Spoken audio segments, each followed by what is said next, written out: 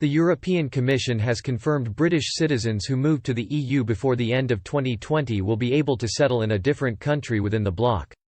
During a meeting of the EU-UK Joint Specialised Committee on Citizens' Rights last week, the Commission agreed British people living in the EU can move to a different country to the one they are residing in for purposes including work and study.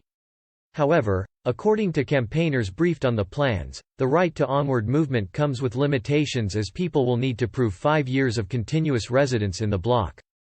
Since the UK voted to leave the EU back in 2016, Brits living in Europe have been demanding the continuation of free movement rights. They claim the EU's offer in the Brexit withdrawal agreement represents a diminution of their movement rights.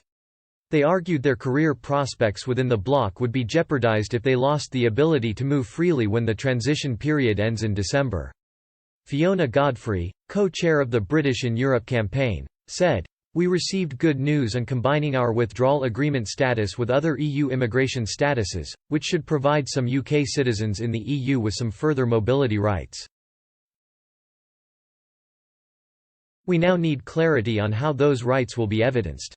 The Commission also confirmed 25 out of 27 EU countries will differentiate between those who have spent 5 years or more in the bloc and those who haven't used the biometric residence cards for British nationals. The other 2 countries, who were not named, are reportedly considering an alternative method of demonstrating 5-year residency. Under the withdrawal agreement, Brits with a permanent EU residence are able to leave the country and return without losing their status. During the meeting, the UK and EU heard views from campaign groups British in Europe and the 3 million which represents citizens on either side of the Channel. Although this is a step forward for Brits in the EU, Ms. Godfrey says more is needed to ensure citizens on both sides are able to exercise their rights.